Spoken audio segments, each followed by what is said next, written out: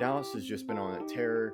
I believe we can attribute that to Jason Robertson. Also, Jake Ottinger, who's really stepped in. Yeah, so we can compare a rookie QB to a toddler. Hayward's absence for this game will be significant, and I wouldn't be surprised if this game turns into a blowout as of late. The Golden Knights just can't pull it. I really think the Avalanche are determined this year. They made so many moves and grabbed so many guys that they have to win a championship or at least make the finals. They were on our championship and bust. The same self, the only year he won an MVP was the year he cheated, which really should put something against that MVP. But yeah, and as a Cowboys fan, I have learned how dangerously good Aaron Rodgers has been with he can just thread a pass. Hello, I am Ruby Ackerman, and you are listening to Outsider's Opinion with Kevin and Austin. What's up, y'all? Welcome to our NFL Opinions of the Week. And this one is, to me, it's surprising, but also not surprising. It is not surprising Dillon Gabriel is starting for the Browns. The surprising part is it is week 5. And, of course, the Browns are 1-3, but I don't blame their offense for many of those losses. It's their O-line. That's really the problem. I don't blame Joe Flacco. That's what I mean. Their offenses have their defense has played amazing. So their offense has been more the problem than their defense. But they've also played extremely difficult opponents. If you look at the games they played the Bengals when they were fully healthy, and they almost won that game. If they don't miss a field goal, they're 2-2 right now. They lose to the Ravens.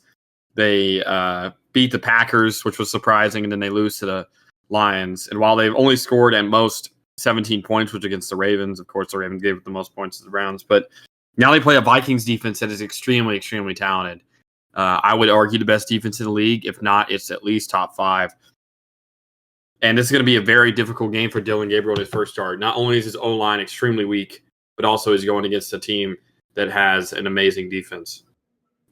Yeah, it's really tough to face the Lions. And, yeah, to me, this just kind of starts a whole flood of quarterback questions for the Browns because to me this just increases the possibility that Shedeur Sanders starts for the Browns. Oh, I think it's pretty high that he will, because I probably would have waited 2 more weeks with Joe Flacco starting until at least the Steelers game was over, and then the Dolphins game which is a home game for the Browns, I would consider starting Gabriel, because that's now a stretch where they're at home against Miami, then they're on the road against the Patriots, and then they're at the New York Jets stadium. So this is just a tough stretch because they play the Vikings and Steelers, both of which has very good D lines. Obviously, TJ Watt with the Steelers, and the Browns have one of the worst O lines in the league. So I think this could be very difficult. Also, to have your first game, I wonder how many quarterbacks have made their first start in the NFL not in the U.S. This game's in London, so it's not even a home game. His first 2 games of his career will be in London and then in Pittsburgh.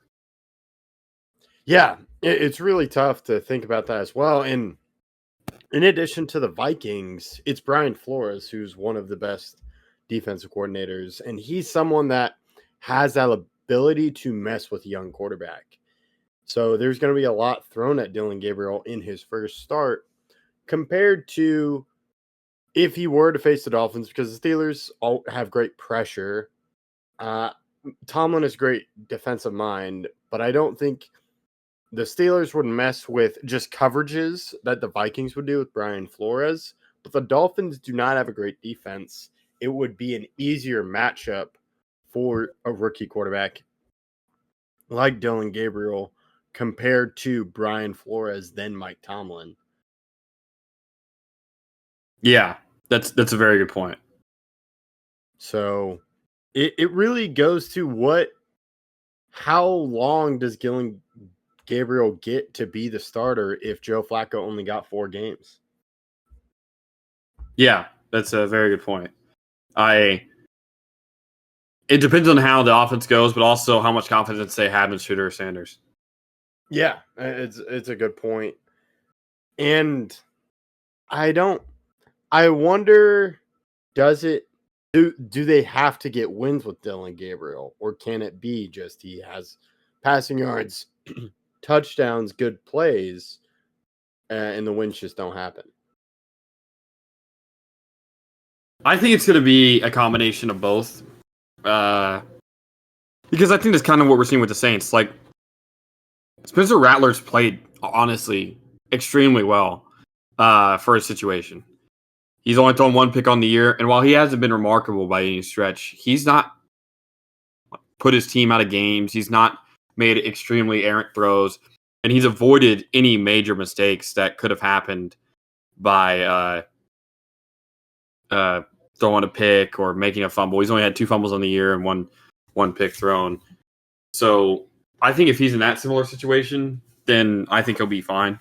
But I think avoiding mistakes, but also you don't want to lose every game. I know Rattler is 0-9 as a starter. If he loses this week, it's 0-10. But I do think that the team will care more about progression because I don't think they expect to make the playoffs this year.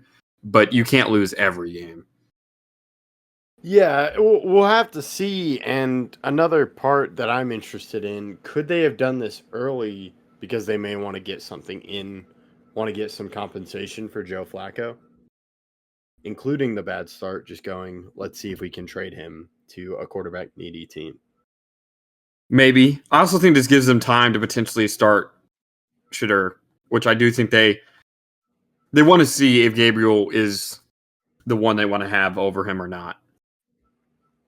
Yeah, I understand wanting to see currently who is better, but I don't think it hurts to let Dillon Gabriel develop or Shedeur develop and kind of see what happens, because lately there have been a lot of quarterbacks that have not demonstrated promise at first, but then they have demonstrated they've become good and starters later on in their careers. Of course, there's Sam Darnold and Baker Mayfield right now, but Jordan Love did not look great in his first start ever against the Kansas City Chiefs, and now he is a top NFL quarterback. Yeah, it that's true, but at the same time, you draft 2 rookie QBs because you want 2 shots at the career quarterback, right? At the guy who's going to be your quarterback for a while. So I think that's why they did it as early as they did, so that they will be able to give both QBs a chance. Yeah, and we'll have to see what happens. I'm curious to see who calls about Joe Flacco from a trade standpoint and how well Dillon Gabriel does. Yeah, this is a tough couple games to start out your career, especially because the Vikings have already been there in London for a while because they played a game in Dublin before. So it's just a small little flight over to London. So they're going to have the advantage, but we'll see, obviously, how he performs. Yeah, we'll see how he performs, and of course, we will grade it. Let us know your thoughts in the comments. We appreciate you listening to Outsiders Opinions.